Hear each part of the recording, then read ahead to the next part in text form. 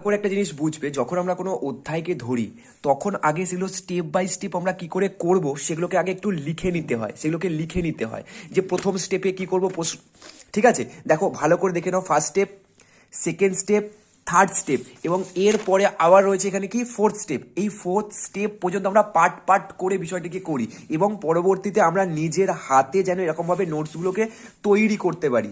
তাহলেই কিন্তু আমরা ভৌতবিজ্ঞানে ভালো নাম্বার পাবো এবং আমাদের বুঝতে অসুবিধা হবে না যখন আমরা নিজের হাতে এইসব বিষয়গুলোকে তৈরি করব।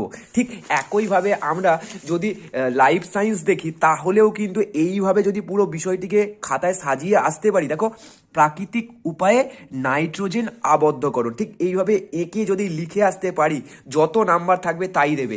ম্যাথগুলোকে চেষ্টা করো একটা এইরকম লুজ সিটের মধ্যে সমস্তটা একটা একটা করে অধ্যায়কে পুরোপুরি অ্যাসেম্বল করে নেওয়ার, ঠিক আছে? তাহলেই কিন্তু ভালো নাম্বার পাবে।